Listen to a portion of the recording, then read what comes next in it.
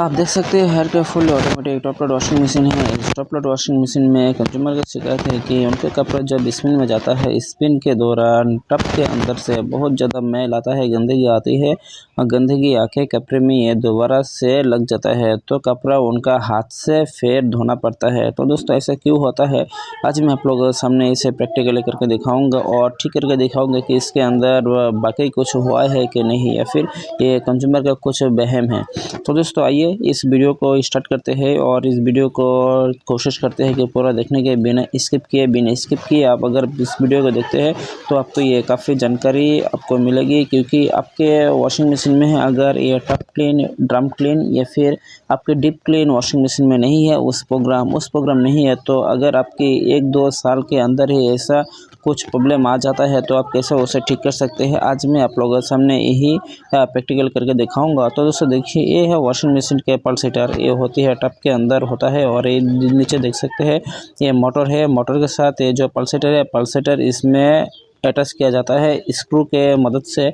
और आप देख सकते हैं ये है पल्सेटर के ये अंदर आप देख सकते हैं काफ़ी कचरा जम चुका है और ये पल्सेटर के ये पूरा जो स्पेस है, इस पूरा पोजीशन में ये कचरा पहले था और कंज्यूमर ने मुझे बताया कि ये कपड़े में काफ़ी ज़्यादा गंदगी आ रहा था।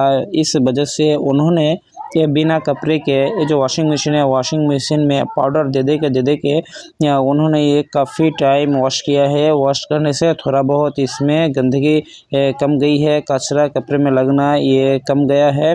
और आप देख सकते हैं अभी मैंने इस पल्सेटर को खोल लिया है। पल्सेटर खोलने के बाद मैं आप लोगों को दिखाऊंगा कि अगर आपकी वॉशिंग मशीन में ऐसा आता है या फिर इससे भी ज़्यादा गंदगी ज़्यादा मैल हो जाता है तो आप कैसे आसानी से उसे ठीक कर सकते हैं। तो दोस्तों देखिए, पहले आपको ये जो स्क्रू है, स्क्रू आपको इस पल्सेटर से अलग करना है। अलग करने के बाद आप इसे आपके जो वॉशरूम है, वॉशरूम में जाके इसे सोप वाटर पानी से ये काफ़ी टाइम आपको ये वॉश करने से इसका अंदर जो गंदगी है, जो गंदगी मैल है, ये सारा का सारा ये क्लियर हो जाएगा और इसमें कोई भी गंदगी इसमें मौजूद नहीं रहेगा। और इसके साथ साथ आपके जो ये टब है, इनर टब को भी आपको ये सोप वाटर से क्लीन करनी है। उसके साथ जो 2 फिल्टर दिया जाता है लेफ़्ट एंड राइट साइड में, उन्हें भी आपको ये क्लीन करनी है सोप वाटर से, ताकि जितने भी गंदगी है, जितने भी मैल है जो वॉशिंग मशीन में बचा हुआ है, सारा का सारा आपको ये ख़त्म करनी है। तो आप देख सकते हैं ये एक करके मैं अभी स्टेप बाय स्टेप आप लोगों के सामने इसे प्रैक्टिकली कर रहा हूँ। तो दोस्तों इस तरीके से अगर आपके वॉशिंग मशीन में प्रॉब्लम आ रहा है तो आप आसानी से उसे ठीक कर सकते हैं। तो दोस्तों आप देख सकते हैं ये जो पल्सेटर है, पल्सेटर के काम ये बिल्कुल ये पूरी होने का कगार पे है। तो इसके अंदर जो स्क्रू इसमें फंस चुका है, वो भी मैं आप लोगों के सामने ये निकल के ये पूरा काम करूँगा। तो दोस्तों उम्मीद है कि अगर आपको ये वीडियो अच्छा लगेगा तो आप दोस्तों के साथ इस वीडियो को शेयर करें, अपनी सोशल साइट में शेयर करें, फेसबुक, व्हाट्सएप और आपके जो यूट्यूब चैनल है, यूट्यूब में जो दोस्त फ्रेंड है आप उनके साथ भी इस वीडियो को शेयर करें, ताकि वो भी भाई इसके बारे में जान सके और वो एक टेक्नीशियंस है तो उसके कम करने के भी ये एक्सपीरियंस जो है, जो एफिशिएंसी है और भी वो बढ़ा सके। तो दोस्तों आइए एक एक करके इसे क्लीन करके आपको ये प्रैक्टिकली मैं अभी दिखाऊंगा। तो दोस्तों आप लोगों के साथ मैं हूँ राजन, मेरे तरफ से आप सब लोगों का बहुत बहुत स्वागत है। तो दोस्तों आप देखिए ये जो पल्सेटर है, पल्सेटर को आपको इस तरीके से, आपके पास और भी कोई जुगाड़ है तो आप चाहे तो उससे भी मुझसे भी अच्छा ये क्लीन कर सकते हैं, पर आपके पास उतना कोई जुगाड़ नहीं है तो आपको जस्ट एक ब्रश लेके आपको इस पल्सेटर को सोप वाटर से आपको पूरा डीप क्लीन करनी है। डीप क्लीन करने से इसके अंदर जितने भी मैल इसमें बचा हुआ है, जो ये जाने में टाइम ले रहा है, तो आपको थोड़ा बहुत टाइम लेके ये करनी है ताकि इसके अंदर जितने भी मैल है, जितने भी मलबा इसमें जमा हो चुका है, सारे के सारे आपको क्लीन कर देनी है।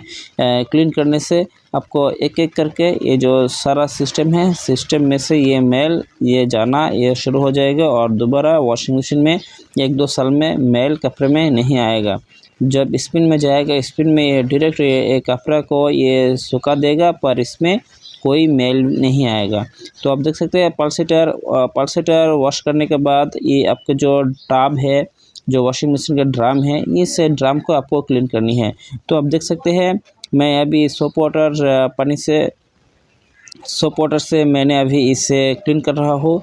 और आप देख सकते हैं ब्रश के ज़रिए तो आपको ये 2 फ़िल्टर होती है, इस 2 फ़िल्टर को भी आपको ये क्लीन करनी है और टब को भी क्लीन करनी है, ताकि इसके अंदर कोई भी कचरा, कोई भी इसमें मैल जमा ना हो सके। तो दोस्तों देखिए ये जो टब है और ये जो फ़िल्टर है, ये दोनों ही मैंने अभी क्लीन कर लिया है। क्लीन करने के बाद इस वॉशिंग मशीन को मैं अभी चलाऊँगा। वॉशिंग मशीन क्या स्थिति है ये भी मैं दिखाऊंगा, क्योंकि इसके अंदर अभी पल्सेटर मैंने बाहर रखा है, पल्सेटर मैंने इसके अंदर अटैच नहीं किया गया है। तो अभी इसमें पानी आएगा, जो ड्रम है, ड्रम में ये पानी आएगा, पानी आके इसमें जमा होगा। उसके बाद मशीन को दोबारा स्टार्ट किया जाएगा। मशीन को स्टार्ट करने से जो इसके अंदर जो पानी जम चुका है, जो इसका मैल है, वो सारा का सारा ये पानी के साथ ये स्पिन के टाइम में ये चला जाएगा। तो दोस्तों देखिए इसके अंदर अभी पानी आ चुका है और फ़िल्टर भी मैंने नहीं लगाया है, बाहर की तरफ रखा है। और अभी ये ड्रम में पानी आ रहा है और इस पानी को दोबारा ड्रेन आउट करनी है। तो इस पानी को दोबारा मैं ड्रेन आउट करूँगा। और इसके अंदर देखिए पूरा साबुन पानी है, सोप वाटर है। सोप वाटर देने का एक ही मकसद है कि इसके अंदर और भी कुछ मैल है जमा हुआ है, तो ये भी बाहर की तरफ ये निकल जाएगा ड्रेन आउट के साथ ही साथ। तो आप देखिए ये आपको काफ़ी सोप वाटर दिखने को मिल रहा है, काफ़ी इसमें झाग आपको दिखने को मिल रहा है साबुन के। तो आप देखिए ये एक लिमिट तक आ गया है और अभी ये वॉशिंग मशीन स्टार्ट हो जाएगा। स्टार्ट होने से आपको ये जो पानी है, पानी ये उथल पुथल नहीं होगी, आपको इधर उधर पानी नहीं जाएगा, क्योंकि इसके अंदर जो पल्सेटर दिया जाता है, पल्सेटर मैंने बाहर की तरफ खोल के रखा है। तो अभी देखिए ये पानी ये डायरेक्ट आ रहा है और देखिए इसके अंदर काफ़ी पानी भी ये जमा हो चुका है। तो इससे दोबारा मैं ड्रेन आउट करूँगा। ड्रेन आउट करने से आपकी ये जो वॉशिंग मशीन है, वॉशिंग मशीन का जो मैल था, मैल ये बिल्कुल ये चला जाएगा। उसके बाद आपको ये पल्सेटर लगाना है। तो दोस्तों देखिए अभी जो वॉशिंग मशीन है, वॉशिंग मशीन में लगातार ये पानी ले रहा है और ये जो इसका लेवल है, लेवल तक ये पानी नहीं आया है, इसलिए ये पानी बंद नहीं हुआ है और ये टब नहीं ये स्टार्ट हुआ है। तो अभी देखेंगे कि ये जो पानी है, पानी ये कितना टाइम तक इसमें आता है और ये कितनी घड़ी में ये मशीन स्टार्ट हो रहा है।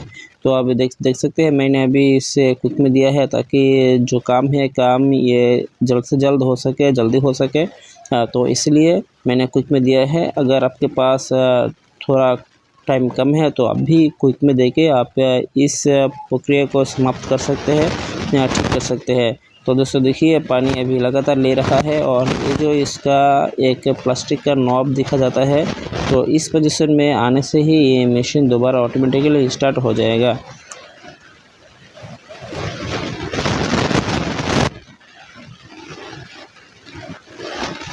तो दोस्तों देखिए अभी ये पानी लेना बंद हो गया है और जो लेवल है, लेवल तक ये पानी पहुंच चुका है।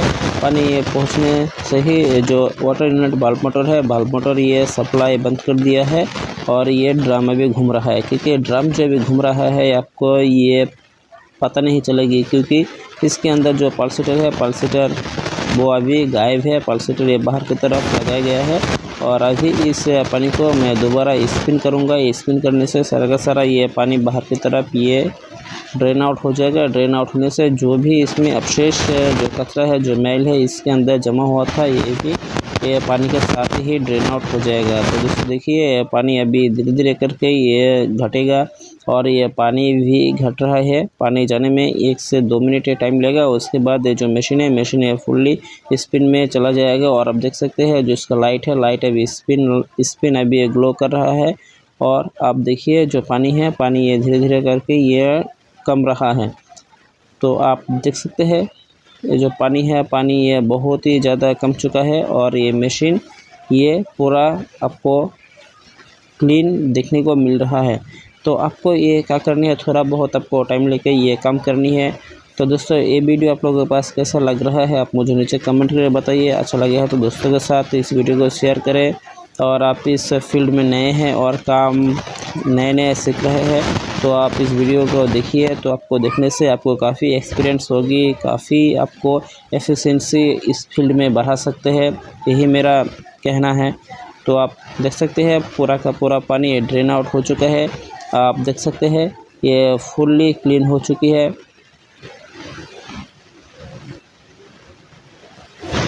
आप देखिए ये जो फ़िल्टर है, फ़िल्टर भी मैंने बाहर की तरफ रखा है ताकि जो फ़िल्टर के अंदर मैल है, जो जिस जगह से मैल ये जमा होता है, अगर उसके अंदर भी थोड़ा बहुत मैल रह जाता है तो इसलिए मैंने ये दोनों को बाहर की तरफ रखा है और ये ड्रम क्लीन में ये स्पिन में दे दिया है।